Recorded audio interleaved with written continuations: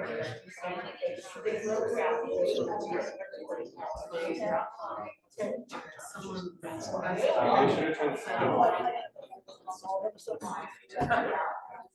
learning my lesson.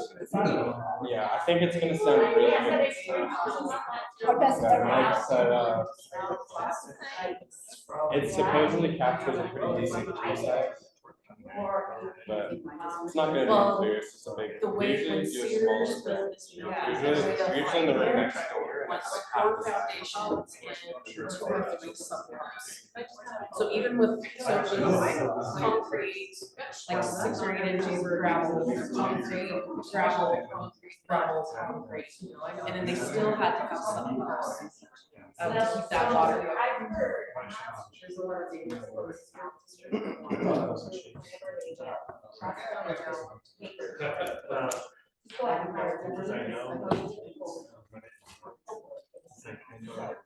Jenny is coming over the house. Do you know Jenny? Oh, I just thought I was yeah, she was on Yeah. my dogs.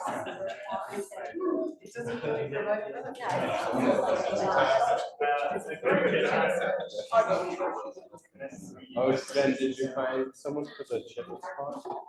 Yeah, we did. Good. Oh yeah, we gotta get started. Thanks, Al.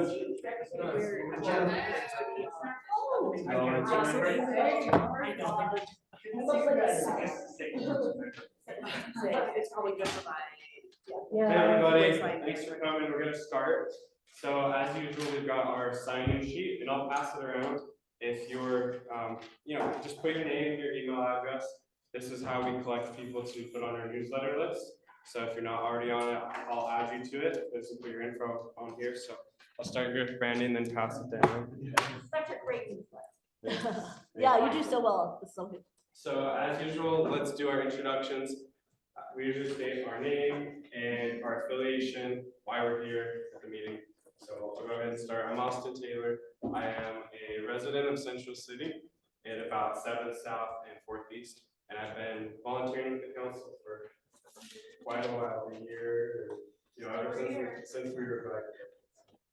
Thanks. Let's go with Brandy. Do you want to introduce? Hi, I'm Brandy. I'm the vice chair of the Central City Neighborhood Council and in the Neighborhood Watch. And I have been doing this as long as Brianna has it, but I guess a year we've been doing this. And it's wonderful meeting all the people in the meetings, becoming bigger and more well attended. And I pick up litter in the neighborhood and do other things. And you probably already know about it. Nice to meet you all. I'm Jen Ungvichian. I am chair of the Midtown District Council. Want to come and join tonight?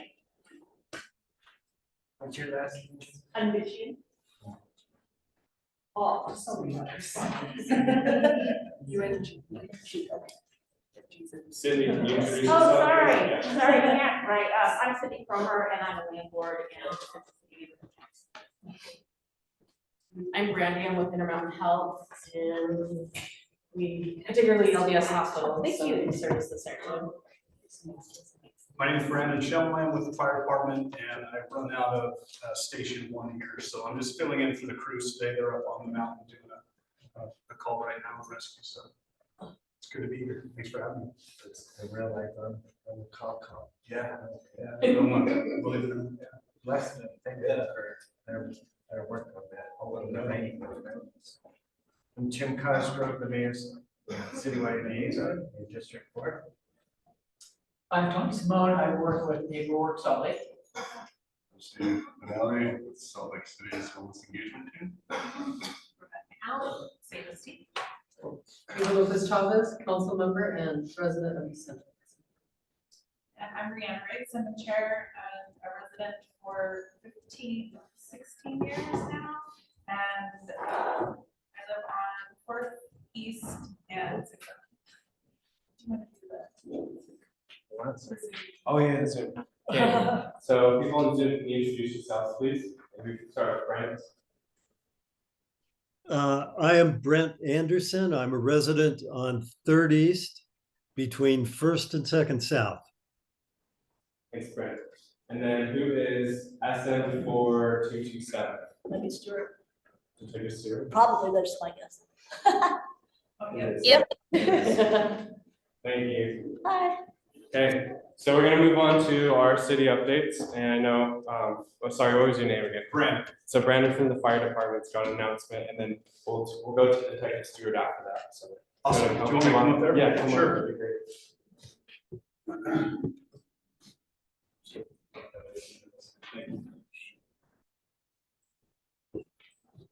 Okay, again, my name is Brandon Shumway. I'm the captain, soon to be battalion chief here in a couple of weeks. Congrats. Thank you. Yeah.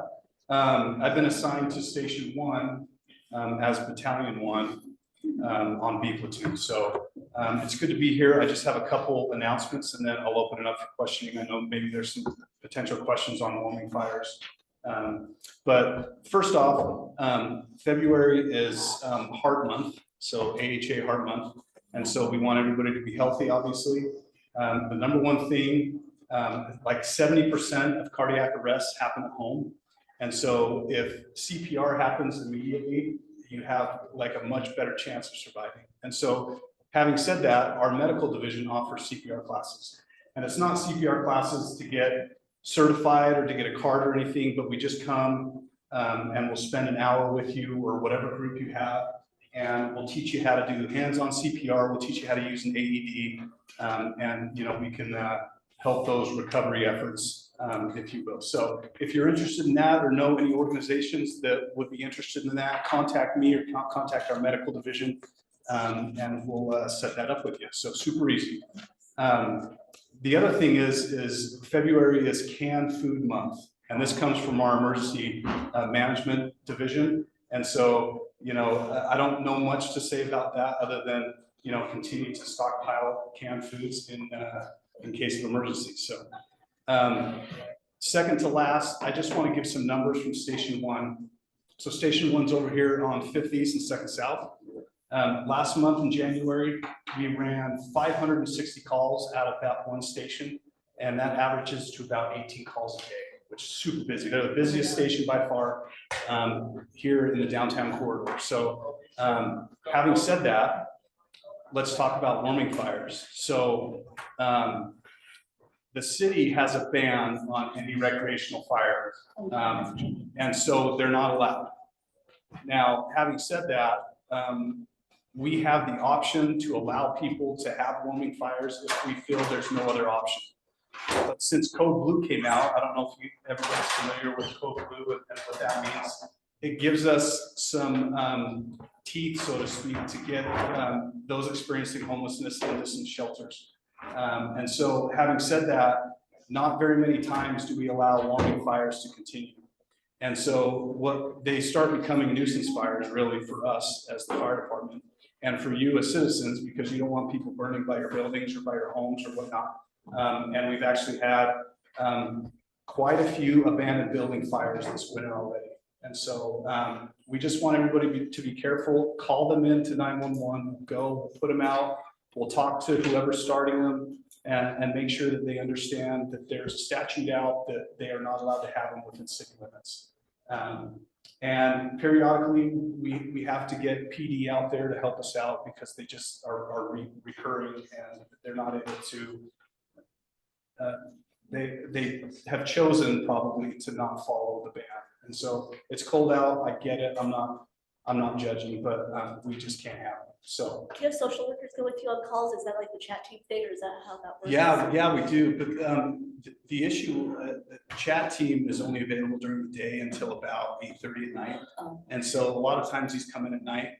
And so we don't have those social workers available, but we do take names down and then we'll refer the people that are experiencing homelessness to our chat team. And then the social workers will go out and try to see if they can help in any way. Ben, who is on his way to his lake, had a wonderful experience yesterday. Oh, there he is. Hi. You can tell him. Hi, Ben. He popped in here. You can talk to him. Do something positive, right? Yeah, last night I called the wrong phone number, apparently the firefighter's phone number. Oh, cool. Was giving me the wrong, so I corrected it in the email thread so everybody knows the right phone number that was in our email thread now. Yeah. And we had somebody that came out last night, 2 firefighters and maybe a social worker, I think. Yeah. And they gave a blanket and some food and some Narcan to a guy that was asking me for blankets, and I didn't have the extra blankets. So the very first time I've really felt kind of a very humane, compassionate response to somebody being real cold out in the. Yeah.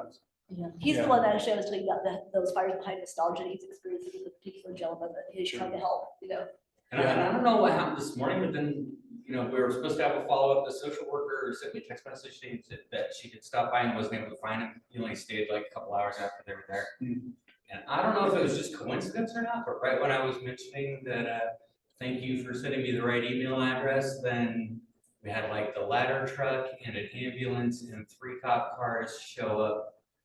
Maybe to offer that guy help, I'm not sure, Yeah. it seemed a little bit Hopefully. disproportionate. Yeah. A lot of times there's a miscommunication between a caller and dispatch and then dispatching us. And so a lot of times it seems like overkill, and we'll cancel resources as quickly as we can, so that's just not overwhelming. Okay. Yeah, because talking with the social worker was a huge benefit. Like you can just, it's somebody who's more, I don't know, well-trained for the kinds of problems that Totally. that we have in our neighborhood. 100%. Yeah. And in the past, I've called, like non-emergency police dispatch and asked them to send somebody for like a medical check or something like that, and try to make it clear that oftentimes we just really don't need a police response. Yeah. There are definitely times we do need a police response, and that's why I want to make sure we keep them free and available for the things that they're needed for. But, Well, thank you for calling. So just so you know, our chat team is available in the city. We actually have 3, Monday through Saturday, and they go home at about 8:30 at night. So the night shift and then the shift on Sunday, we don't have any social workers yet. yeah, I think I got lucky last night because I called the wrong number. That's good. So, one of my campaigns this year is going to be to ask for help in correcting the impression that these buildings are abandoned. They are not abandoned. They are the location of rampant speculation by property owners who are sitting on them instead of making them available as housing, or biting the bullet and realizing we don't need office space like we used to. And so they're not abandoned. Yeah. There are property owners who are responsible for them, and at the very least, they should be paying increased property taxes for having them vacant.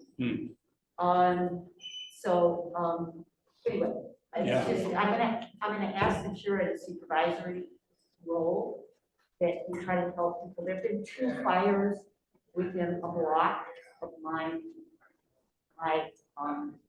apartment buildings in the last 15 months. Oh, wow. And one of them destroyed a wonderful historic resource, the Covey House. Yeah. In historic. So not abandoned. Yeah. They're vacant. Totally get it. And that's a huge problem. Yeah. No, totally understand. I agree with you. Any other questions? I'm curious, we've been trying to, hold some accountability to property owners, particularly those that are renting to like low-income people and things like that, to, provide a safe and healthy property for those people who live in. Or in the case where we have these properties that are being squatted on for speculative real estate reasons, is there some way that fire code reasons, maybe we can hold these people more accountable, that they could ensure that these properties are safe, that they're not going to burn down because they're just not being taken care of while they're waiting for the market to upturn? Yeah, no, that's a good question. I would have to ask our Fire Prevention Bureau. They're the ones that write the code and enforce the code when it comes to that. And so it's a good question. Some of these, I came from Station 6, which is in Glendale, and there's a few really dilapidated houses that have been abandoned for years and years and years right here on Redwood, just south of 400 on the east side. And eventually they just burn down. Somebody catches them on fire, we go, and they get burned down. So in that location where we had that guy get those blankets last night, that's a very common place for fires to be lit. I've shared many videos of fires being set there. Yeah. Called many times, again, trying to have a measured approach towards the fires. Oftentimes, you know, the fire is out by the time anybody comes around. It's, We shared Google photo albums of his, so Yeah. show everything, he documents it in a very detailed way, so you probably could access it from somewhere, or we could get your email and send it to you, just so you could. but that's a building where we don't currently have businesses in there, but there is a property owner, and he even has one of his businesses in there. But because half of the businesses are not there, it's not particularly well watched over. Yeah. And the property owner, I've been really trying to like get him to be a little more active in the community and participate with us so we can keep it safe. And, you know, he's a very busy entrepreneur making lots of money, and so he doesn't really have time for all of keeping the building safe. A little bit of pressure from like the fire department on the building owner in that case. Like, you know, I don't wanna like, it's like miserable, but I think just a little. Light a fire under, so to A speak. little. Yeah, Just it's- let it- that's fine. I'm sorry to interrupt, we have to get to the next side, Yeah, so I sorry. can stay on the agenda. But I think you guys mentioned in an email you wanted to talk with him. Oh, yeah, we talked a little. Okay, Are yeah, you maybe gonna you guys be can here talk for No, dinner? I have to leave, but I'll be back and I'll give you my email. Okay. I'll give you my Awesome. card. Thank you. Okay, I think, Detective Stewart wanted to tell us something as well, for an update today. So we'll have to be quiet so we can hear her. Okay, Oh, thank you. Go ahead. Nice to meet you. Hi, everyone. Can you hear me? Yeah, how's it over there? Thank you. See you guys. Can everyone hear me in the back? Yep. Oh, I'm not the best. Okay, I'm going to attempt to share my screen here really quick. See if it works. I don't have the HDMI adapter.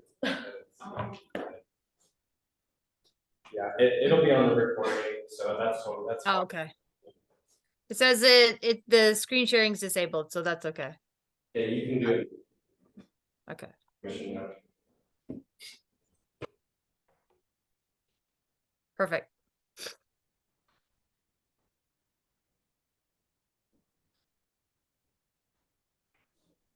All right, you guys there? Yep. Okay. So I don't know how good this screen share is, but I wanted to let you all know that our new crime dashboard is live. So we simplified our statistics, and Brandy was at the meeting where they kind of went over everything. So she has a good head on her shoulders for finding information. If anyone knows Brandy, she's really good. So what you'll do is you go to slcpd.com, open data, down to crime statistics, and then it'll take you through a little tutorial. And I don't know how long they'll have this tutorial up, but theoretically right here, you should be seeing a tutorial. Okay, wait a second, here it comes. Loading data. It's extremely user-friendly. So it just says, you know, here's the buttons. It's really simple. I don't even know why there's a tutorial. It's pretty self-explanatory. So I'm just going to exit there, and I think they'll have that on for a little while. So what they found is that they used to do a lot of data, and you could get 5, 6, you know, however long of an average that you wanted. But what they found is that after about 3 years, trends don't really matter when you go too far back. So you should stay within about a 3-year period for keeping track of crime statistics. So they go back 3 years on this new dashboard. If you want further back crime statistics, you can always get it. Just reach out. I can help you find it, or I could send you to the right person. But first you choose a year, then you choose the month that you want. So if you want to go back, it has all of the months. You can do citywide. You can do by council district, police division, which there are 3. There's Liberty, which is from about 8th South to our south border, the freeway east. Pioneer is the freeway west and all of the west side of the city, so Rose Park and Glendale. And then Central City is 8th South. The freeways are west boundary. Then you go east to about 13th-ish, and then up through the avenues in the north part of the city. But it will also divide it out by community council, which is really beneficial, especially for all of our community councils here.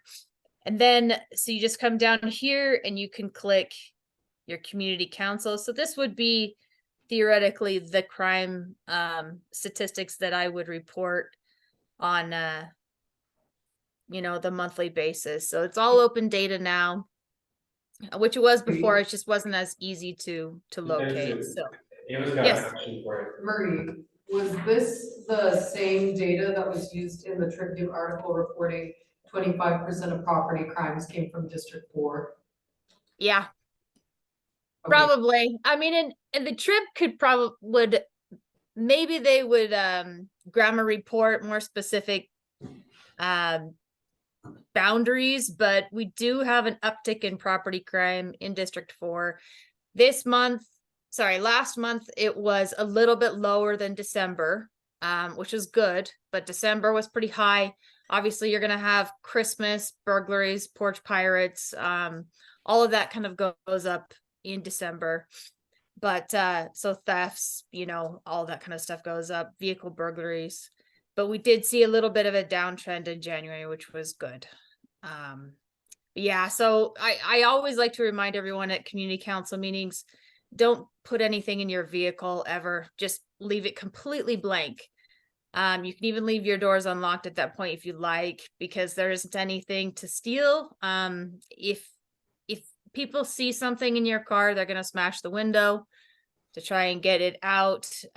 You wouldn't even believe the things that people leave in their car. I'm sure purses with cash, thousands of dollars of cash, they'll just leave it in their car, and you're just even if it's a jacket, they'll think something's under it. So a really good practice to bypass vehicle burglary is just to take absolutely everything out of your car. Thanks for showing us this. Did you have anything else you wanted to share? If not, we should move on to the next. I have one question for her. Is Chief Brown any closer to having the city calls for dispatch log refreshed again back to where it used to be every 15 minutes, or how long is it going to be? 24 or 48 hours for it? It seemed like he realized what Amy and Christine and I were trying to emphasize, and that might get done. Do you think you guys can talk about that outside of the meeting? Is that okay? Yeah. I don't know. We'd have to reach out to him and see, or PR to see, because the PR is under the website, so they're over. Weisberg or Wyan or whatever. Yeah. Okay. Yeah, that's in their wheelhouse. All right. Any other questions? Thanks so much. No, is just one more quick thing on the Regent Street precinct, that's open, right? That's public. Oh yeah, we took it. Yep, the new Central City police precinct is open now. Well, just so you guys know, and so I took a tour of it with the Taylor branding event, and so they've got a new precinct at Regent Street and about First South. And I think it's open to the public, so if you guys wanted to see, you could reach out as well. I was told it's not open to the public. Not yet. Okay. Yeah, so sorry. You don't have to announcing it too. Okay. But yeah, not quite yet. Maybe next week the doors will be open. Yeah, I requested their operations to see if there'll be we've asked for foot officers to go around, so once we have that, we can do that. I was told not to. I did hear it on a radio show. Yeah. I know, I thought it was okay. No worries. Okay, thank you, Thank you. Okay, let's move on. Tim, did you have some quick things you want to share? I can be quick. I don't know if you were able to see the mayor's statement of the city. You can also get that speech online at the mayor's website or on Facebook. But SLC TV, she highlighted some exciting initiatives for this next year. Everything from affordable housing to the green loop. A lot with our Glendale Park that's coming up on the west side. That's to me very exciting. And I'll bring some more of that information monthly. I'll break it down into pieces. I did want to share our good neighbor guide that we just came out with. This is not a complete copy because I see that it's copied upside down, but at least you can get an idea for access resources or services at the city. I will also be, we do the community office hours. I'll be at our Central City Recreation Center on February 26th from 8:30 to 10:30 in the morning. And then if you're more of an evening person, I'll be there from 4 to 6 p.m. on the 26th. Come talk to me and open, accessible, anything you want to share. I can follow up with and with additional information. And then I'll just pass this around so you can see it for yourself. But I did want to get not still Heart Team's thunder, but I will also be at the Homeless Resource Fair on Friday. It's at Salt Lake City's Rescue Mission from 9:30 to 12:30 in the morning. And and then we attended a meeting last week with the state on the new state sanctioned campsite. To make the city's temporary shelters a private micro unit community. It's going to be phasing out at the end of April. And the state, if they get funding from the legislature, will be transitioning that to a permanent site located 7th West, 5th South. I know there's more public hearings coming, but I can help fill in some information just with that transition. We've already done a lot of outreach in that area with the businesses and making those connections. And you're also welcome to join in on those meetings. The city has every 2nd and 4th Wednesday of the month at a place called Fill the Pot Ministries on 5th South, 5th West, and 3rd South. And that's at 3:30 in the afternoon to 4:30. Rebecca and Stephen are always there, so we welcome you to join us if you're interested in building that community with art space and SBI and our unsheltered population. I'm open for any questions.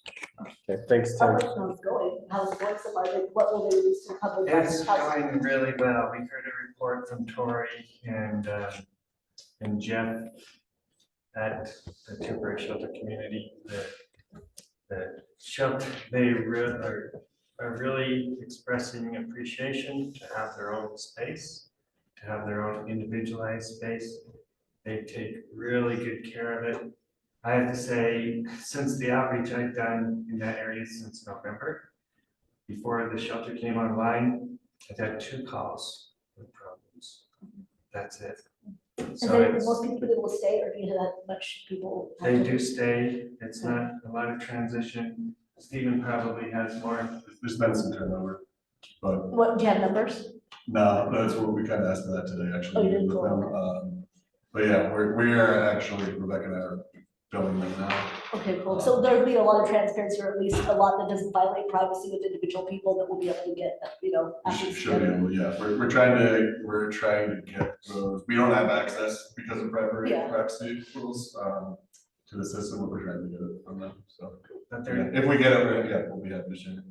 But the report from Switchpoint has been very positive, and that's because of the work of our PD with the safety and security plan in the neighborhood, with our public lands, with the was really envisioning the park right there on 5th West with a lot of the business and resident partners in the neighborhood. So the hope is that the state will see this as a positive option and then create additional spaces on the state property throughout the state. So yeah, it's like as far as like police calls for service, it's down better than ever. So I don't know if that's an exact statistic, but anything positive. It's that area is better than it's been in a long time. So yeah, we were worried because we were there and telling this is the plan, this is the plan. Everything was I hope happening. this works out. Everything's happening like right in the last minute, so I was like, oh no, this could go really bad, but that's good that it went the other way. Yeah, I think they've had 0 calls for service inside. Inside. But we can All we got is we're gonna do a barbecue at the Geraldine King in April, but we'll keep you guys posted for like the community as well as the people staying there, so we'll give you more information when we have it. Thank you. Okay, thanks. So Ava has to talk right now, and then we're gonna go back to Hart for updates, if that's okay. Sorry, I have a 7 o'clock and I didn't want to rush anybody in case they have questions. Since I'm new to this role, not new to the community though. But I passed out this handout, if you mind taking a look at it. One thing that the team didn't include, so this is not the law of the land, but rather it is a regurgitation of what I campaigned on, as well as priorities that I've been able to discover at City Hall. What's missing is an extension of childcare facilities and amenities. So if there was a last bullet, just pretend it's right there. But this just kind of gives you a little bit of ideation as to where my mind is. Right now, it's a completion of 4 weeks at City Hall. We've had 2 official city council meetings. And what I've been able to learn, and we kind of practice this, Rihanna and I, is there's a lot of moving pieces to our public hearing processes, to our different statutes that are kind of come in. And this is where I need your help in participating, whether it's an email or not. I think there's 2 things that I have asked for everybody here, and that's 1, download SLC mobile. We see a lot of casework, and I want to know if it's being responded to. That's super helpful for me. I trust that all the entities that work for the city are doing their work, but we want to make sure that we prioritize our customer service experience, because that's the trust that we have in our public institutions in response to graffiti, or to change it. Let's say it's a chip sidewalk or a pothole. You can report all different types of changes or experiences you see in the city, from homelessness to an abandoned cart. So please make sure to download that, as well as making sure that you're signed up for our council newsletter. So if you go to slc.gov/it-should-be-city-council, if not, I can forward that, and that way, when the central city newsletter goes out, that can be blasted. It's very detailed, it's good. I was gonna say, please sign up for it. It's gotten very robust. On the second pages, you're gonna see all the different type of changes that happened this last month. I wanna focus on, you'll see our different rezones that's happening. And right now, I've been able to talk to my colleagues and be transparent with them. You know, unless someone has a very fair argument to make, what I heard throughout a year of campaigning, as well as my experience as a resident in the past decade here, is that we have allowed these rezones without really interfacing the public, without really good attachment to amenities that we're creating. And so we're placing supply over the livability and experience in our city. This is a great example of it that's happening here. They're digging already, came to us already knowing, buying this parcel of land, it's private property, which is their right to build within the zoning, but it was not their right to come to us to ask and say, we are assuming that the city council will approve powers. So I met with these developers and I told them, again, they can't persuade me to allow for height and density. We need supply, but this is a market rate project. And it doesn't include amenities, right? Other than their argument was retail space. What we've seen on 400 South in our community, our retail space is pretty sterile right now. So that to me points at an opportunity for policy. So what I'm walking you through is the logic of my thinking, unless someone else has a better way of thinking. This is really how we usher in policy in these changes. So I want to give you some time to look at it. I wish we had a whiteboard. Sadly, this is not a whiteboard. We can roll on it if you want. Yeah, I was gonna say, if not, I wanted to make sure there's notes. I've got some notes in front of me. Oh, you're good. Say, unless someone might erase this. Oh, this is fancy. What's that? Sorry. I'm not old fashioned that way. There's no conflict.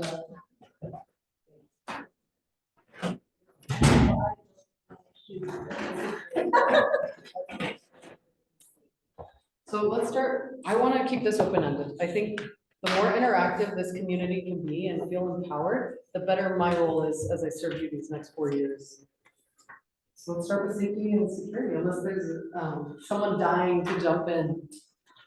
Did you want to talk about that rezone request to Cowboy Partners one? Yeah. So feel free to correct us, but the board of the Central City Neighborhood Council talked about this, and we felt like one thing they could provide that is missing in our neighborhood is family-sized housing. And that's something that, Like a minimum, yeah. yeah, so that's something that we sent to Ava and asked for with this rezone. As a community that benefit. Yeah, there's already a lot of affordable housing being built in our neighborhood. When you look at the Utah Housing Corporation's map of where it's distributed, it's heavily concentrated in Central City, downtown, and Ballpark, increasingly more Fair Park too. So this is something we feel like we don't have a lot of this family size housing.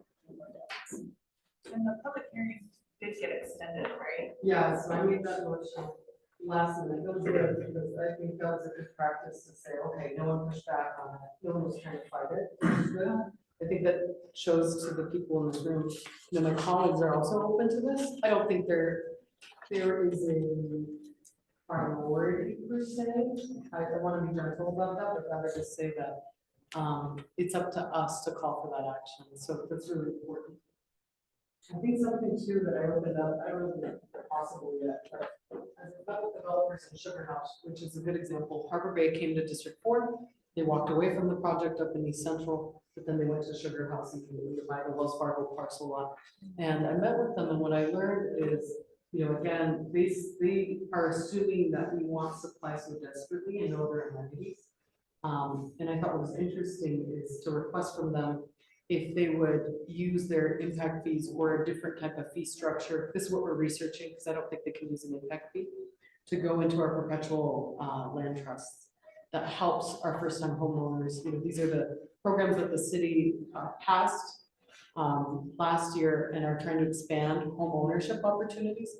So I thought that was interesting. So we have policy analysts looking at that right now. That's just something I want to mention. Anything else from that? We also talked about condos, but I know, yeah, there's a lot of state legislation that will have to Totally. change. Jen Plum, Senator Plum is trying to help rewrite that. I don't know if you've met with her. Oh, she was here, or she was online. Yeah, she's been too. I mean, we haven't. They're in talked there, about that. it's a little hard right now because they're in legislative session, but afterwards, Cindy, you had her hand up. Yeah, so is there some point at which they're just not trade-offs? So even if the developer promises to build family-sized housing, the proposal is so out of character for the community that they just can't contract their way into. Right. And so I'm asking is there, Wells Fargo is a good example, where they're asking for a huge amount. Is there some number of family-sized housing or affordable housing units for Sugar House or whatever that it compensates for this massive skyscraper that should be downtown? So there's the first answer, which is the legal answer, because I looked into this, is we don't require them to give us that answer before they come to us for rezone. So our process does not allow for that. That doesn't mean we can't ask for it. I still ask for it. It's not likely I get a response. In talking with Councilmember Young, she also asked for changes. They went again in front of their community council 2 months after they came in December, November or December they went, and didn't bring any changes. So no, what that says to me is that that's a red flag. They're probably not the right developer to come in for that parcel lot. So. Okay. Thank you. Okay. Any other questions? There's more to this, and I know we can have more time too. And I think what probably we can do is in the committees, if you'll have me. I think we could spend like a solid, we could spend a lot of time. But we have 12 months to really make a difference. And one thing I wanted to emphasize is safety and security. We can continue to invest in our neighborhoods, but if we don't continue to invest in the security, the actual security of our city-owned assets and in our neighborhoods, then those assets that we continue to invest in fall to the blight that we see, the symptoms that we see around us. So it's not to harp on a community that's disenfranchised, that's very vulnerable, but my team and I, meaning my elected colleagues and I, after March 1st, depending what gets funded out of state legislature, I think you're going to see us come out throwing a curveball potentially to make sure that we expand all options. I'll be very gentle about this, but that we look at all opportunities to ensure that we don't see an expanding community that's unsheltered in our neighborhoods. I feel strongly about that. I think it's the humane thing to do. There's a way to do it with dignity. The state-led sanctioned camp is a great example of this. It works. And so I would appreciate if you send your comments to me. I feel strongly about that, but I want to listen to you all. If you have a better idea, please let me know. That's my time. I do have to get out of here, but I will take one more question if there's another one. Just on that safety and security note, if you can get the state to put into the pot for the safety and security plan. Just from your perspective, but the cities are, the city's already carrying the weight of it. You're right, yep. So Governor Cox introduced $190 million budget for homelessness. That's just homelessness alone, homelessness related services, as you break up that pie. Right now, we are, I heard, yeah, I wasn't gonna announce it, but since you're sharing it too, so we have heard back as of today that it's looking like $7 million. That's $7 million for the whole state. From 190 million? Yes, for the whole state. So what that means is we're preparing to take on the brunt. I'm telling you right now, you have my commitment. This is not, we are stepping into a role that is not ours. This is not supposed to be our fiduciary responsibility as a city. But I think it is inexcusable that we allow this problem to grow. It is hurting our neighborhoods. It is hurting Central City. It's hurting East Central. It is hurting the downtown. But it's gonna become a city-state, county collaborative as it's. It still is, And it's gonna. well, with $7 million to share it. Yeah, it'll be interesting to see what you guys. So I feel very strongly, so you'll, if you hear some strong statements as city council, please know they come from a place of love for this community. And one lighthearted question, how late were you there last night? I was watching online at after 7 o'clock, like. It was like 9:40. Okay, I thought. Maybe it was forever. Maybe it might have been 10. I don't know. I went to the gym after, it looked really heavy, so. Please reach out. I left my card behind. Sincerely, please reach out. I'm available on weekends too, so. What's your preferred way of people contact you? I prefer call actually, but Like a talker. but email, yeah, I am a talker. Yeah, but if not, emails are perfectly fine. Thanks, everybody. Thank you. See ya. Yeah. Okay, Heart Team, do you guys want to get? That was good. Okay, I'll give it. Oh, Dennis showed up. He was like, in like a. We're gonna have like a participation, we're gonna get like some donations for them and we'll announce if you guys want to come help. But yeah, the idea is to kind of build the community between you guys and homeless individuals. So I'll give a shout out, just homelessness related. Brianna and I volunteered at the Second and Second Coalition, church movie night thing, and it's pretty well run for a volunteer thing. So if you guys are interested, you should check it out. You should volunteer too. It's a good use of a couple hours. Yeah, sign up online. Genius.com. Bye everyone, see you guys. Bye. And they need more volunteers because they're expanding it to the St. Mark's. Oh, yeah. Yeah, new churches getting involved too. I've done it a couple of times and it goes by so fast. You put in a couple hours, you can say you're gonna do a little bit of time and then you can do more and it goes by like that, so it's a good experience. Now, I also did the homeless point in time count a couple weeks ago. What's that? Not a lot of people in this area. No, I was assigned to Murray, and I found a couple people near the Jordan River Trail, but yeah, next year, check that out if you're interested in doing that. You go out there between 4 and 6 a.m. for 3 days, and they assign you a 1 or 2 census tracts in Salt Lake County, and you just walk around and you look for homeless people out there, and then you interview them. I heard it worked really well as far as feedback goes, people that were interviewed. Yeah, so if you're interested in that, I recommend doing it next year. Yeah, we were downtown, we were surprised how few people we saw. That's good. That's good. How do we find the numbers on it? I've never looked at it before, but I've heard about this every year. But when does that count come out if it already has? How do I find it? No, it's all August, September. Oh, okay. And it's by county. It takes a long time to deduplicate all of those findings, all surveys, and it's done over the course of 3 days. So there's a lot of duplication in there. And then once it's compiled, it's just released as the state homelessness report. So right now you can Google Utah homelessness report and it'll show you for 2023 broken down by each county as well as statewide. And that's how they determine what they pay or someone pays out to help. Yeah, it's on federal funding. So from Housing and Urban Developments, all our concerns that it's based on how many people we've got to serve. So that's our count. Actually physically count everybody. Thanks. So we've got a special guest today. We've got Jen, who is head property manager for the Maven district, but also is the chair of the Midtown Business District. And Midtown stretches from 6 South, right? 6 South to 17 South, To 17 South. 2nd East to West Temple.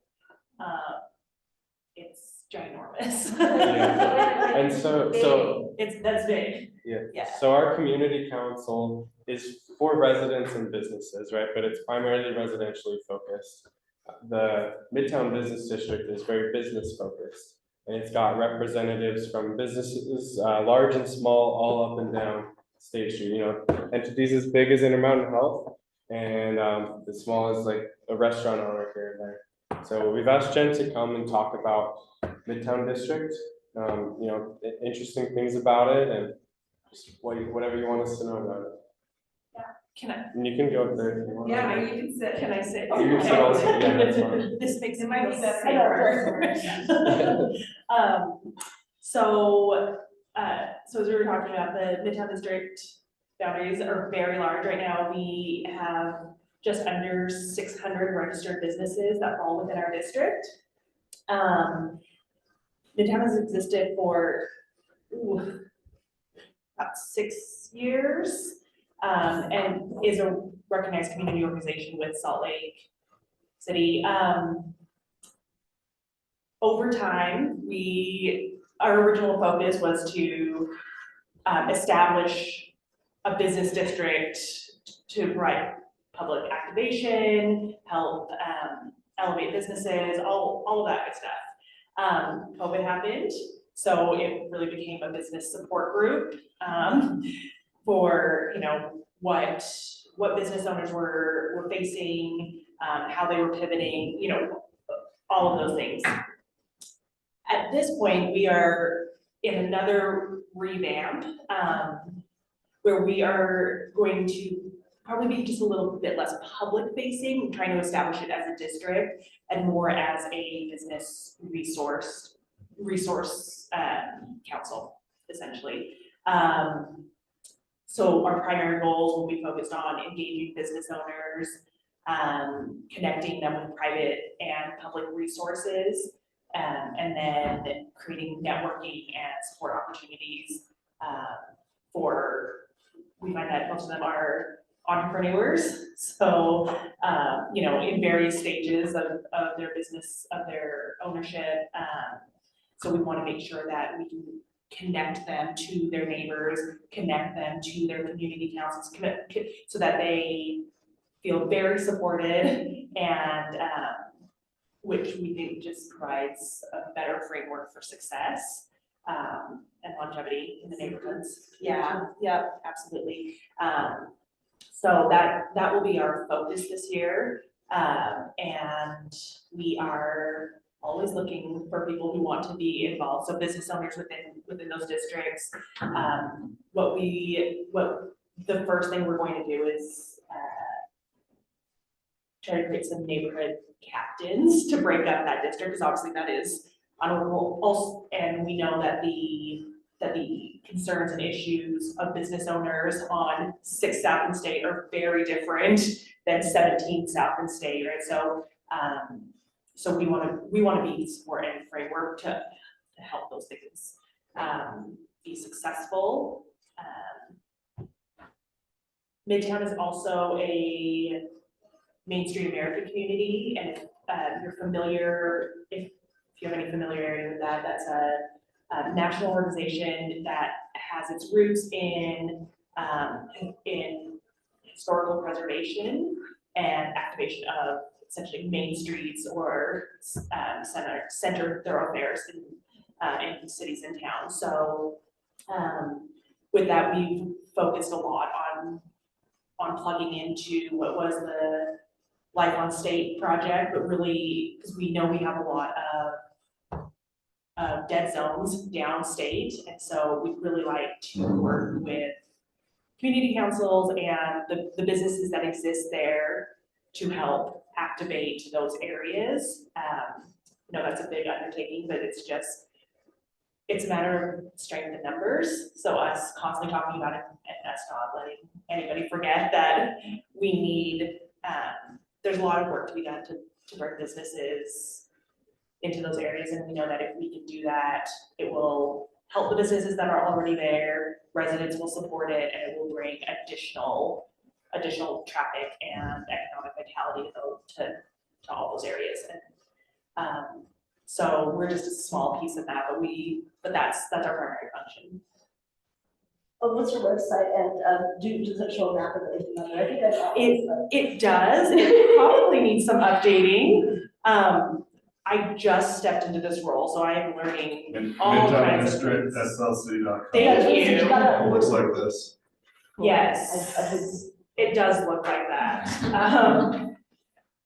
So, like I said, the last couple of years, we were really focused on outward facing, establishing Midtown District as a thing. We are, but we are moving away from that because we feel like it's confusing for business owners, I think, to be told like, you're part of this community council, but there's also this business district. And, you know, as someone who also helps run a business, it's hard to allocate my resources to all of those things. And we feel like we would be a better resource to help elevate what the community councils are doing, because we also feel that it takes both residents and businesses to create healthy communities. So that's gonna be our focus. You guys do that, you know, because it's like you sacrifice something you're doing to find it, you're working on to do something different, makes it better. Yeah, I mean, it just didn't make a lot of sense to try to establish something on top of what other people are also trying to build, right? So it made our mission just a little more clear. So you'll be seeing that redone over the next year. Questions? So I'm delighted to hear somebody articulate the problem when I saw the state street plan. That it was too big. You know, you couldn't get a focus. I'm like, I mean, it's hard to go from to operate on the state highway. Yeah. And it's, you know, in terms of design, it's got so many armpits that you know, it's like, where do you begin? So I think you nailed it. It's like, you gotta like break it down and get like nodes and look at how successful some of the city's business nodes have been. I wanted to ask if you looked at the state program for Main Street. The Main Street America program. Yeah, the one that Yeah, so- operates through SHPO. Yes, so we're housed under that, so they're the administrators for our project. They did. Yeah. They are very helpful to work with. Yeah, they did a great training, remotely, that's archived. Oh. You can access it. Oh, it was like an hour and a half long training on YouTube. Oh, So yeah. that would be, I mean, that would be easily available, you can put that on your website. Yeah. Yeah, that's one of the things that's actually one of the reasons we talk about shifting our focus at all, because we're doing these things, but the businesses that fall in our district we've had trouble engaging, because really, like, we didn't have a good focus for them, so there's nothing that we needed to be able to provide a benefit, so this is where the shift falls. And so being able to talk about things like the Main Street accreditation and how that's going to benefit the light, and then us developing a program under that to then roll down to that it's the whole reason we're shifting our focus. Yeah, and I can't remember whether the festivals, whether that whole thing is separate from the Main Street program, or whether it's the same, you know, webinar thing. whether it's Yeah. The same or different, but anyway, it's a lot of information. Thank you. How can we get involved, or how can we help you?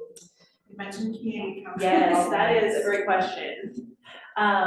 So right now, I think it's going to be me being able to have some conversations with, so Midtown, obviously because it's so big, it overlaps 4 community councils. So while we're trying to figure that out, meeting with the individual councils to figure out how we can support what the community councils are doing and what the function of whether having a Midtown rep at meetings and vice versa, so that we're getting resident input or what that might look like. When I say this shift is new, all of this was finalized in the last couple of days, so it is more than new.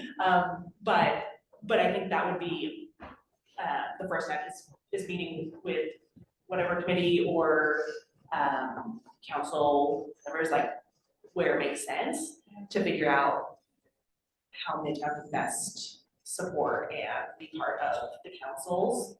So it sounds like need to identify a captain. Yeah, so someone who, yeah, because I think what we're leaning towards is having a business liaison or, right, because that neighborhood captain can also plug into the community council because they are already a part of that, right? So we're hoping that serves that dual function of engagement on both sides. Do you work with Ezra already, the some businesses Yes. and stuff like that? Yes. He's a nice guy. Yeah.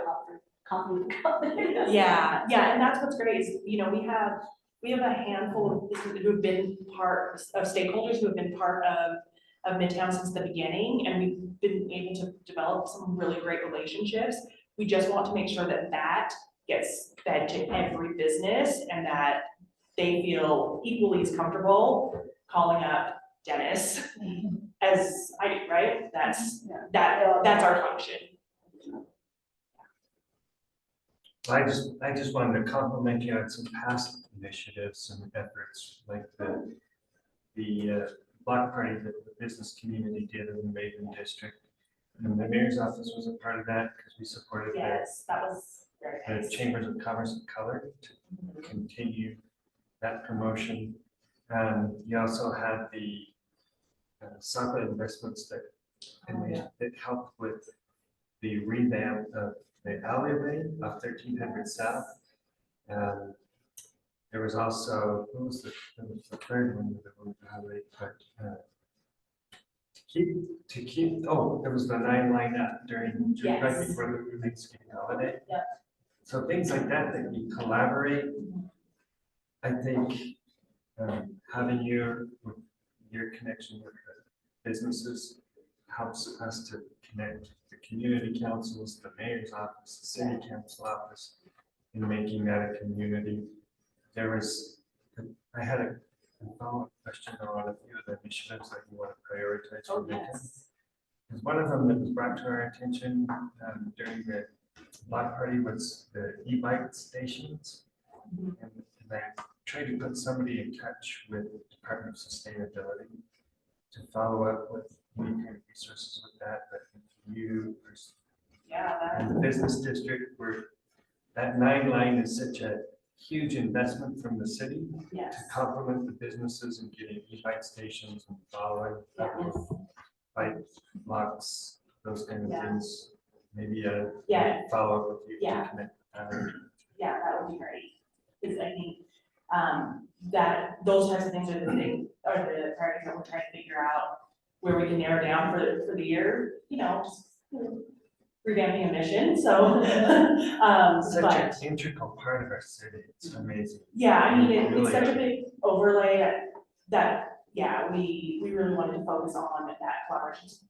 Here's, I think, what's so cool, things that I've learned between my work at Maven, but also through Midtown is our businesses and our residents are so invested in the success of their neighborhoods. And they're so willing to step up and collaborate. And so we just want to capitalize on that energy and find some success in things, which I think, you know, sometimes takes time, but I think like those block parties and even things like the Tober Park events, like those types of things are in small pieces. I know feel minor, but they're such they're so important and they're such great markers of success for where we're going.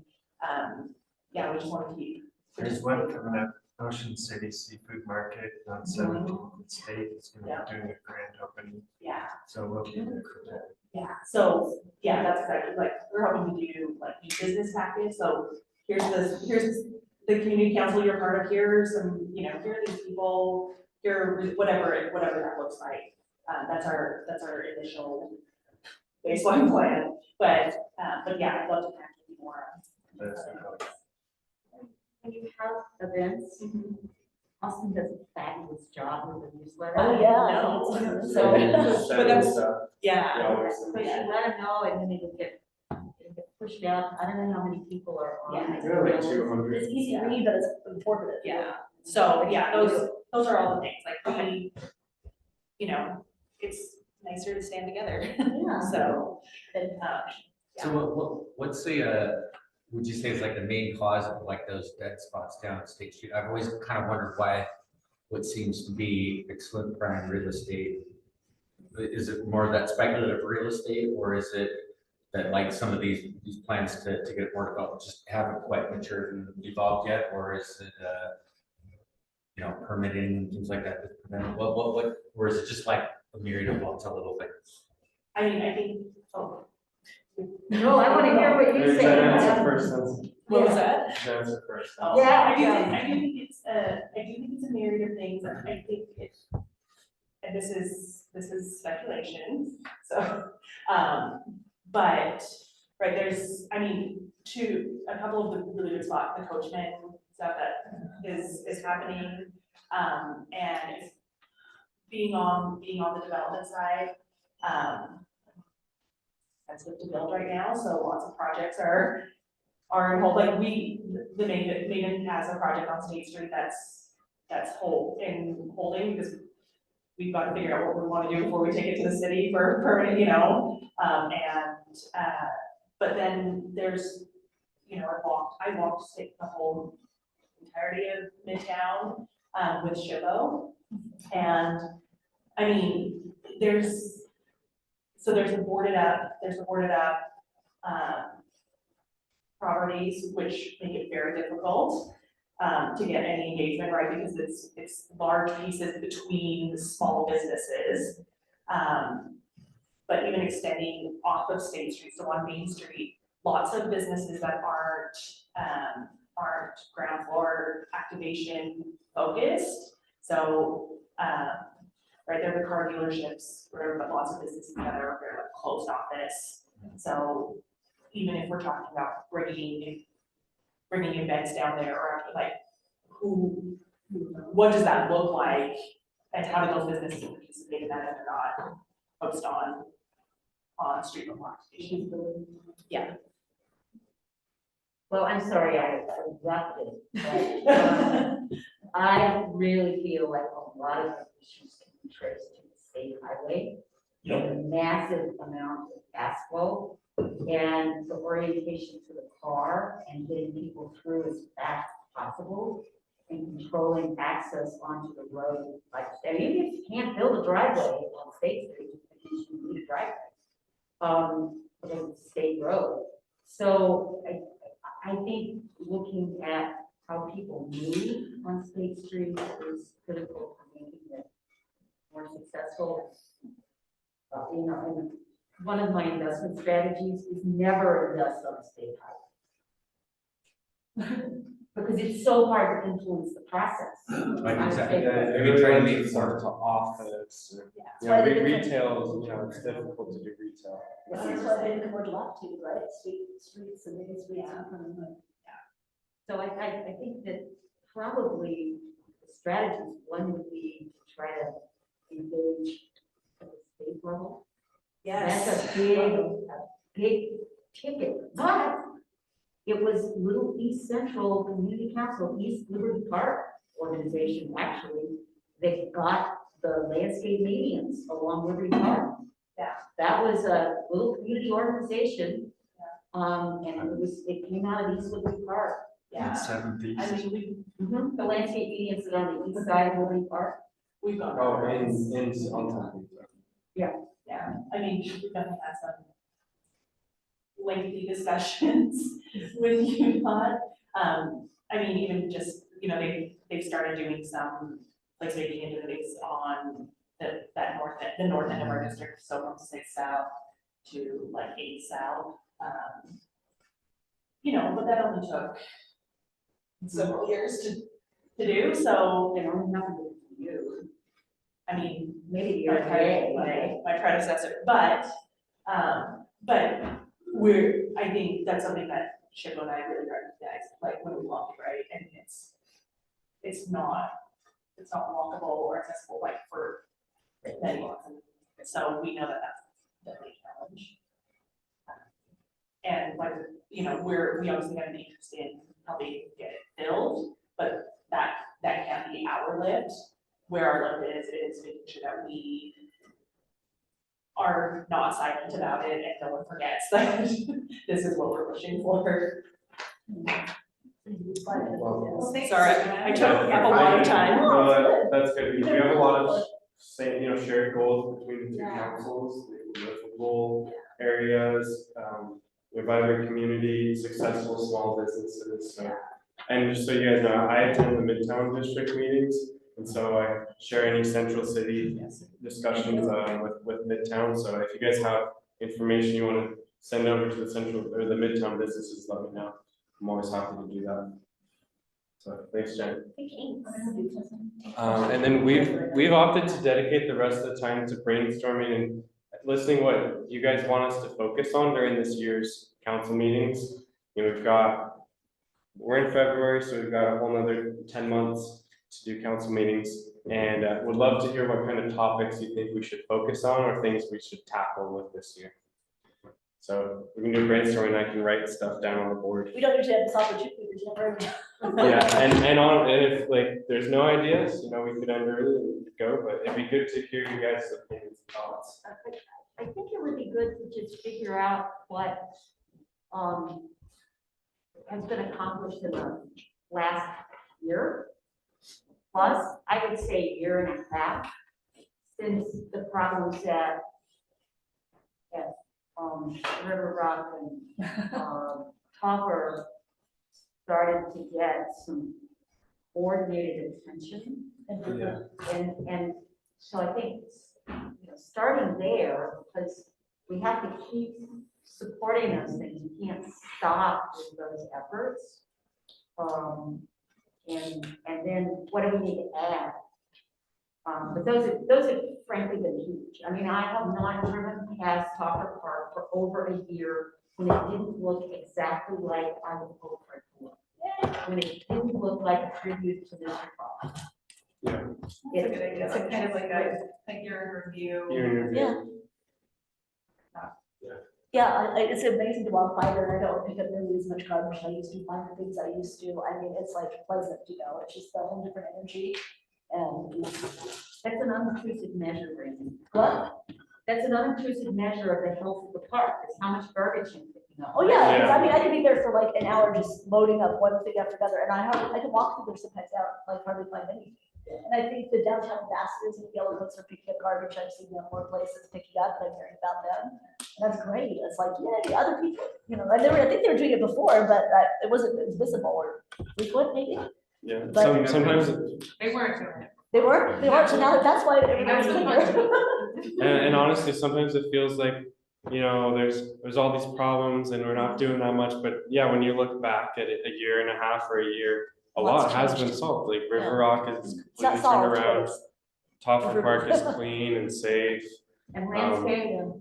Yeah, and the landscaping, and then there's the police team over at the Jolene King. The HRC squad. The HRC They made a squad. huge difference in Spain. Somebody announced a grant, Topper Park, but Yeah. probably was in the newsletter. So that's not 100% public yet. We're waiting for public lands to, but just so you guys know, we can share this information. So the public lands department has applied for extra money to help with the Topper Park rebuild. And Delta Airlines and the Utah Jazz are going to donate a significant amount of money. I think it's in the high tens of thousands, low hundreds of thousands of dollars for the Topper Park rebuild, which is incredible. So starting in May, I think they're starting to play there. Yeah, yeah. the So playground. it's gonna have a pretty epic playground. Yeah, there'll be phases of this going on. Yeah, so in a couple months, we should start hearing back from Ronnie from the Parks Department about ideas for Toffer Park and Richmond Park, because both of them are gonna get a complete overhaul. So we should be seeing that really soon here. That's so cool. It needs it, it's genre. So Toffer Park, River Rock, the event at Richmond Park, which I did not attend Yeah, that because was- it was not gluten free. Oh, pizza party, okay. I thought they had They applied for Oh, no, base grant to get some money to do that again this year. So So that's- two Yeah. days for him. And actually, We won one. I will use this as a plug. We have officially become a nonprofit again. We got our after 10 stats. years. So feel free to make a donation. Yes. Or business. Right, or because business. all of those successes down. Yeah, yeah. 'Cause we wanna raise money to do a postcard or a text to everyone in the district, so we can let them know about the neighborhood council and get them here and get them in the newsletter, get them all. I was looking for, is it Byron Head or Brian? Byron, Byron, he's not- yeah, Because he did Oh, the yeah. CIP project, and I was like, that's a huge effort you guys did. Yeah, we did, and that's going to the public hearing next week. Is he not doing that anymore, or is he like kind of, is he out, or is he just not? No, doing that? Troy's taking over. Troy, okay. Troy. And he's not, has he come to a meeting this month? Oh, no, him and Annapurna come all the time. They're Yeah, just- he's second. Oh, okay. They're usually always here, huh? So we got a CIP application, we had 2 ACE grant applications, one of them already funded. Ace grant. You should just write this for us. River Rock, Toffer funded. We had the event at Toffer Park. We had a little teeny birthday party for Mr. Toffer. Oh, yeah, that was fun. I'm now giving out the leftovers of Valentine's candy. Maybe 6 of us there or something, right? I feel like we influenced the Liberty Wells Ivory Oaks project, definitely still work in progress. I mean, But we we have, made our voice very, very clear. we would have just done them all as rentals if we didn't. True. So we made a difference. We did Well, we say. haven't committed to Nothing's our certain. sale yet. Nothing is certain. What about like, I mean, when we did a tour of the other side academy? Yep, that was So back that's in something that we can September do of again, 2020. Or, you know, tour of the rec center. you know, it's For the nice. rec center, yeah, tour the Geraldine King, we talked about that. For the library, like, you know, get to Like know big- your. Yeah, I think that networking with the Geraldine King, I think, Brandy, are you going to this meeting? Yeah, quarterly. So the networking with the Geraldine King, the networking with the libraries, the meetings, networking with the rec center. So, yeah, there's been a lot. Got a lot more money in the bank than we had. Who's there? Half ago. Yeah, okay, well, that. Wait, who's that? It's not a lot more money, but I mean, there was like, not hardly any at all. Yeah, so that's good for the one. Let's keep talking about ideas for like, meeting topics or events or things we could focus on this year. So Rihanna said tours of the Geraldine King, tours of the rec center, Oh. tours of the library. Tours of the Salt Lake City Jail for anyone interested in neighborhood watch is something I'm gonna be coordinating. It's just to walk through and I'm gonna fill you in on how the jail process works and various things like that. So, because every part of law and crime prevention is very different. You know, there's jail, law enforcement, court systems. all sorts. Where's the jail at? The jail is in West Valley. I've only been there once when I was in my 20s. It's on, it's on 33rd South and. It's like Fifth West. Yeah, right by Maverick, I remember that. 10th West. Yeah, I went there right after I got out. So the historic home tour featured Central City in 2022. Yeah. And that could easily be converted to a walking tour. The houses go from 600 south down to 900 south along 600 east. They're very close together. And we could just take the listing of houses and all the research that's been done and pop it onto, I don't know, post it somewhere. Yeah. But, Could- you know, I don't know whether you want to put it on the website, but. as Can we long get as- inside? As long as it's clear that the houses are not Oakland, Yeah. All the research has been done, I like that. and it's, yeah, I mean, it's an easy thing to pull together. We can even do, what about, we have Rachel Quist come and do, you know, a little 20-minute talk about historic gems in Central City. Well, And she's- Rachel knows things that nobody else knows. When she was on the Landmarks Commission, she would start talking about stuff that the staff didn't know about. I mean, nobody, that vacant parcel on the corner of 6 East and 600 South on the southeast corner. She knew all about the buildings and then. By chance, does she know where the She white lives in cells San are? What about, like, is there any interest in learning, like, planning 101? Yes, we get a lot of land use applications. We could have Nick Norris come and do like a crash course in planning, or if there's, you know, public utilities is always reaching out to see, you know, we would like that to come speak. Streets and lighting, a big thing. Yeah, it could be good with the planning to ask them, you know, where in the process do we have the most influence, or where are we the most helpful? Yeah. When is it too late? When is it too early? Where do we have the most power and influence, I guess, with people? Did y'all take advantage of the tour from the Green? No, I So we could do that. We We could could do that. probably build more ties with Blessed Community Garden. And they have come to, we have ties with them in the past. The staff contact has changed, though. Yeah, Yeah. Jackie's been there. Bronte's the Bronte's the one at Richmond. director, remember, you're at Richmond. Get that person. Yeah, they're gonna start probably doing plots and all that in the spring, so.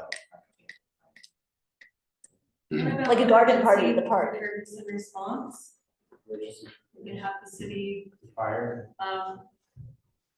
city, emergency manager. Yeah. Come out, maybe talk about CERT or other community programs like that. No, that's perfect.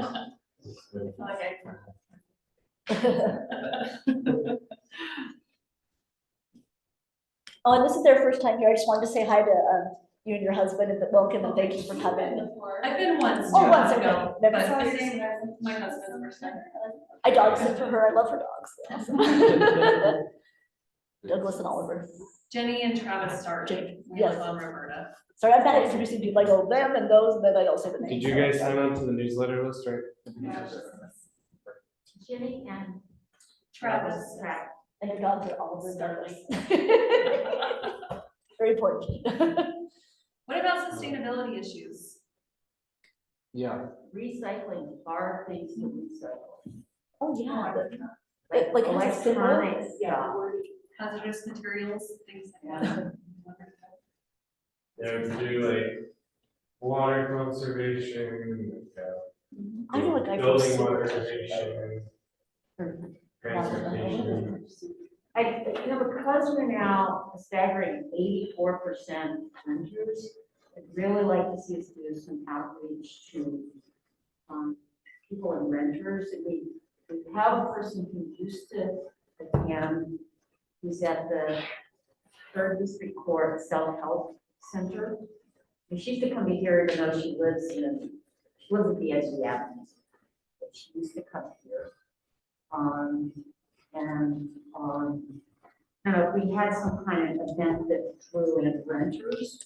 Yeah. It would be great to work on resources for renters. There's long-term Yeah, renters. we are planning. We are trying to, so there was a renter resource fair in the Marmalade District last month.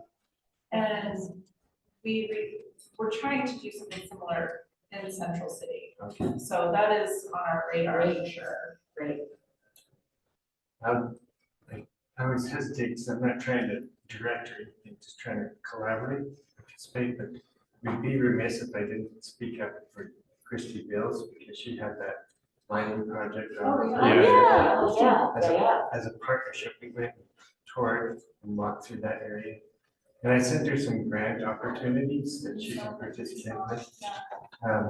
But Dave Pearson from Public Utilities and Shamali is from Love Your Block. They were interested in collaborating something with that too, as a community neighborhood project. Is that regarding the lighting issue that she had on her street? Yeah. That's so great. I'm glad there's something developed to that. And I think we have 2 or 3 CIP proposals. We have the one at the Liberty Park Greenhouse, which is within our boundaries. That was initiated by Michael Mayo, who actually lives over near Kern Springs, Dog Park. And then we have the one for 600 South, the Troy Shepherding, right? Yes. And then do we have anything in the public land CIP applications for Copper? Not in the CIP application. I think that, there's so much money being thrown at it right now already. Right, okay. No, I just didn't know whether it was in the omnibus, effort from public lands. I don't think But so. those dates are out. I can send them to you if you don't have them. Just got them. Okay. One other thing I just thought of is service projects. We helped out with the cleanup at Liberty Park. We've done trash pickups. Yes. It'd be good to do We'll do more of trash those. pickups. Second and second. Yeah. Yeah, movie nights. So And you can volunteer at the Geraldine King Center, still doing what, handing out meals, lunch and dinner, is it breakfast, lunch and dinner, and then also be in their room doing, organizing clothes or donations. Is that still? Always good? going to be away. Oh, I know, I'm already. Okay, cool. Yeah, we did, some donations in recognition of Annabelle Morris, at Geraldine.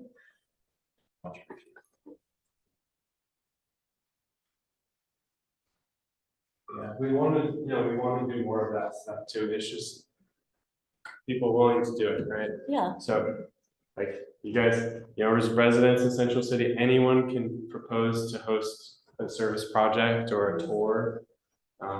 And we'll be happy to organize it and send out that information. So if you come up with an idea, reach out and let us know. What's the latest on all the trees that you got organized? So one of the things I've been working on, and we should put that. Yes, you put the trees down.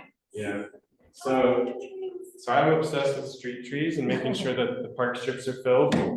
And so since I moved in 2 years ago, I've printed these little papers that say, your park strip is empty, the city will plant a tree for you for free. All you have to do is water. And so I've been putting them on people's doors. And we've gotten at least 50 or 60 trees planted through that program. I'll bring some more next time. And it's actually really cool. I've never seen a city so aggressive. They will plant a tree without the landlord's permission if there's sprinklers to water. Wow. And so I've also sent them those. You get a tree, you get a tree, you want a tree. Park Strip is technically city property, so they have every right to do that. Yeah. The question is if it'll be taken care of. Oh, right. If there's sprinklers, they're willing to try.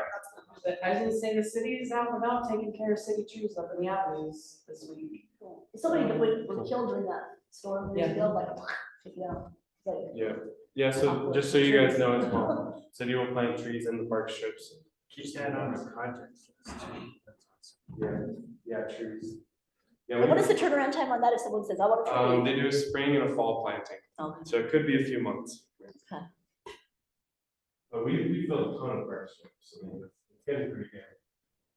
More recognition of that SLC mobile app too, was like I had some arborist pointing out to me how the city wasn't taking care of the trees, and I just hopped on the app and I recorded it and I said, just take care of it. And documentation is essential. If one person does it or multiple, it shows something, if you don't put anything, how does anyone know really? You can also highlight both of your efforts in the neighborhood awareness or neighborhood, what are we calling it? Neighborhood watch. Well, neighborhood watch, but we might come up with another. Yeah, we're also looking for creative new name ideas. Yeah, if you think of anything cool, Just go to AI, just go to the AI website. And it'll generate something. Oh, yeah. ChatGPT. Yeah, And if it's not copyright, you don't have to buy it. No, just Google AI acronym, and it'll just. It steals it copyright information perfectly legally. Because what? It steals copyrighted Oh, information. okay. legally. Yeah, oh, speaking of neighborhood watch or whatever we're gonna call it in the near future, that's our meetings are tomorrow, every second Thursday, I have that right, of the month at 7 PM. That might change if, depending on who comes and if that continues to work. We plan for an hour. Yeah. We have been having really good attendance and more than I thought would come. And we're trying to get more people or businesses and also police and different people to show up, and whether it's online or in person. And we'd also like to get more, instead of making it like a large organization, get smaller neighborhood watches that are kind of flitted throughout the city. And just so you guys, right now, correct me if I'm wrong, Neighborhood Watch is focused on 300 East. Yeah. Between First South and Second South. If you've been there within the past year, you've seen it's really rough. If you tour it or walk through, just be prepared. But it's improving already. What time is that? The neighborhood watch meeting tomorrow at 7 PM at 258 East, 100 South at the Friendship Sign Company, which is right next to the old Nostalgia Coffee. And there's parking in that lot. Technically, it's right next to where Right. the Blue Mouse movie theater is. But they, he knows all the historical stuff, but, Yeah. but, The death threat. will this be our third meeting? Third meeting? Yeah, we're 13. Yeah, so our third meeting, it's, yeah, really well attended. A lot of people from the condos are there. The club condos downtown are getting more people showing up, so. And we've been walking around to the businesses and the buildings, apartment buildings, and meeting leasing agents and property managers and security agents and groundskeepers, just trying to meet and get to know everyone and exchange info. And, you know, most of the time at work, sometimes you get a little like, who are you, what do you want, and what's your angle sort of thing, but not bad, but a little, you know, but we have to keep trying, you know, bring people together. That's the only way to make things, I think, safer and better, is people communicate. We've got 2 minutes. Oh. Are we gonna take a photo of this? Yeah, I'll take a Okay. picture. We'll see. And I'll upload that tree thing on the council Facebook page or something, just so they can look at it. Okay. I have to snap it, I won't put it in. Any comments, just anybody So online? we just got Grant online on Zoom. That's it. Did you have anything you wanted to share, Grant? No, nothing other than I'm happy to hear about the neighborhood watch meeting tomorrow at 7 o'clock. We'll see you tomorrow. Yeah, see you there. Okay. Bye, Brent. Okay, any last announcements from you guys? Okay, thank you so much for Thank you attending, for coming. and we'll see you next month. Yeah, thank you. So.